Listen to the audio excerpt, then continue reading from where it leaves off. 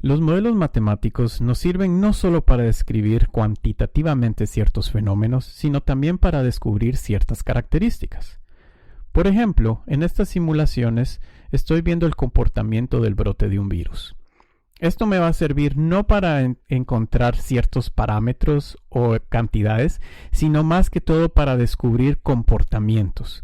Podemos utilizar los modelos matemáticos para descubrir cómo se comporta cierto fenómeno y no solo para cuantificar parámetros.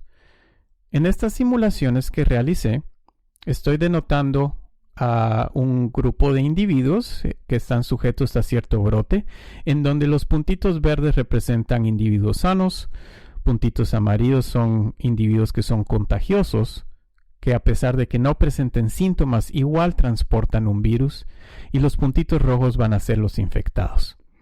Este va a ser un modelo probabilístico. Esto quiere decir de que se involucra la probabilidad de que un evento ocurra o no.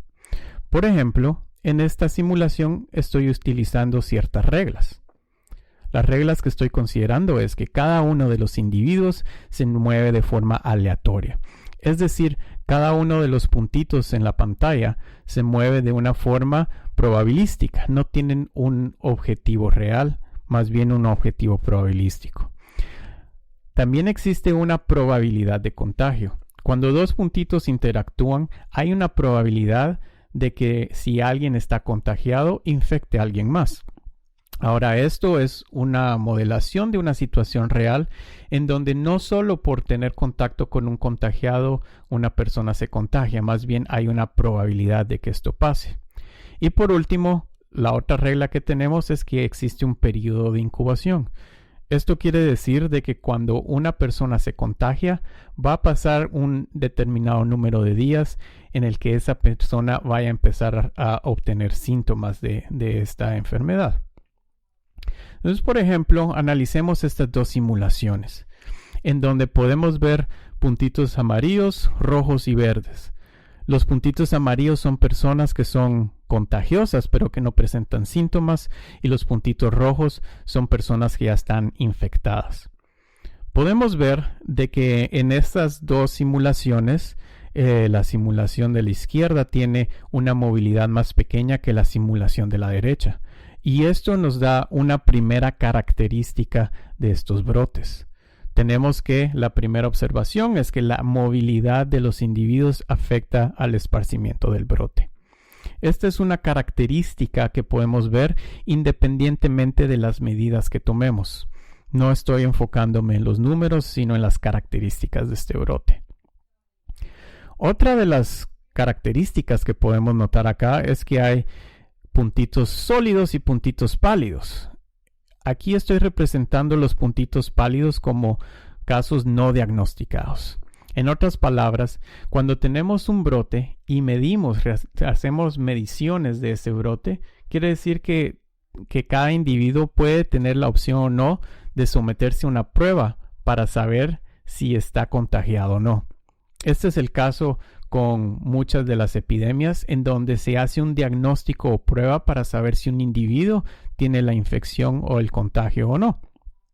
Podemos ver que en ambas simulaciones el número de contagiados reales es mucho mayor al número de contagiados diagnosticados. Esto es una segunda característica que podemos ver. La segunda observación es que los casos no diagnosticados crecen más que los casos diagnosticados. Y esto tiene sentido, porque por diversos factores no es posible diagnosticar a toda la población, ya sea porque no hay suficientes pruebas de diagnóstico, ya sea porque algunos individuos no quieren ser diagnosticados o simplemente porque otros individuos no se dan cuenta que están contagiados.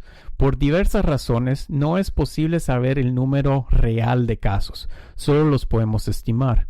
Y generalmente estas estimaciones se realizan por medio de ver los números diagnosticados. Esta segunda observación es importante entonces. Ahora bien, algunas de estas consideraciones nos sirven para tomar medidas. Una de las medidas más importantes es la medida de cuarentena. Una cuarentena significa que cuando un individuo ha sido diagnosticado como contagioso o infectado, se procede a retirar de la población y ponerse en aislamiento. Las medidas de cuarentena generalmente son muy efectivas y lo podemos ver aquí en la simulación. Podemos ver de que cuando un punto se vuelve amarillo o rojo, se mueve a cuarentena y se retira del contacto con los demás. Podemos ver entonces que si comparamos esto con el brote original, vamos a tener que la difusión del brote se vuelve más lento al considerar una cuarentena. En otras palabras, nuestra simulación con cuarentena hace el brote más lento que sin cuarentena. Esto quiere decir que tenemos una tercera observación, que realizar cuarentenas es algo efectivo. Recordemos que para realizar una cuarentena, para que un individuo entre en cuarentena, primero tiene que ser diagnosticado y luego se entra a una cuarentena, ya sea en un hospital o en su casa. Ahora bien, estas no son las únicas medidas que se pueden tomar. También se pueden tomar medidas personales y estas van a resultar muy importantes. Medidas personales consisten en aislamiento personal, en mascarillas, el lavado de manos y el distanciamiento social. Estas medidas resultan particularmente efectivas cuando no sabemos el número total de casos. En otras palabras, vemos que en esta simulación hay muchos puntitos rojos pálidos. Eso quiere decir de que hay muchos casos reales que no han sido diagnosticados por cualquier tipo de factor. Si nosotros estamos personalmente en esta situación, vamos a poder hacer el brote más lento cuando también tomamos medidas personales encima de las medidas de cuarentena que pueden tomarse institucionalmente. Esto es importante de tomar en cuenta porque dependiendo si muchas personas o pocas personas toman estas medidas personales, vamos a poder tener un gran impacto en el desarrollo del brote. En el lado izquierdo podemos ver de que pocas personas están tomando estas medidas personales y logran hacer el brote más lento. Sin embargo, cuando muchas personas logran tomar estas medidas personales, como en el lado derecho, podemos ver de que no solo se hace más lento el brote, sino que se logra detener, se logra contener el brote. Esto es muy importante de notar porque esto nos da una siguiente observación y es que las medidas personales son las más efectivas. La cuarentena es efectiva, sin embargo, las medidas que podamos tomar personalmente son las que al final de cuentas tienen más peso, porque estas las podemos tomar todos. Las cuarentenas solo se pueden tomar con casos diagnosticados o con sospecha de diagnóstico. Sin embargo, las medidas personales las podemos tomar todos. Y esto me trae a hacer una comparación entre los diferentes escenarios.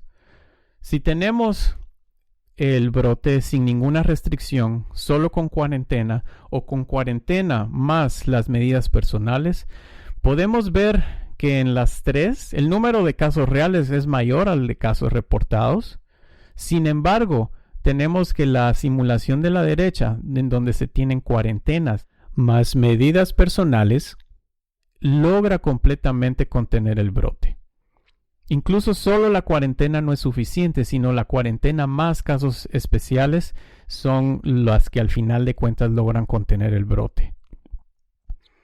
En otras palabras, esto quiere decir de que cuando todos ponemos de nuestra parte, vamos a tener que la movilidad afecta el brote, que tanto cada individuo se mueve. Que los casos no diagnosticados crecen más que los casos diagnosticados. Que la cuarentena es algo efectivo, pero que la medida más efectiva son las medidas personales.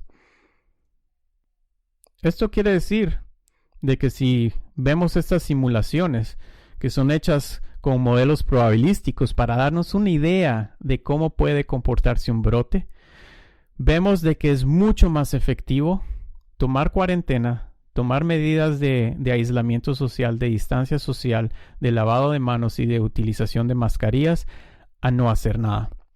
Esto nos va a ayudar incluso a contener un brote. No solo a hacerlo más lento, sino a contenerlo. Y este es el poder de los modelos matemáticos, que nos pueden ayudar a describir, no solo a cuantificar, sino también a describir el desarrollo de un brote como este. Estas simulaciones han aparecido en otros lugares, en varios periódicos y otros videos, y voy a dejar algunos de los links en las descripciones para que ustedes los vean.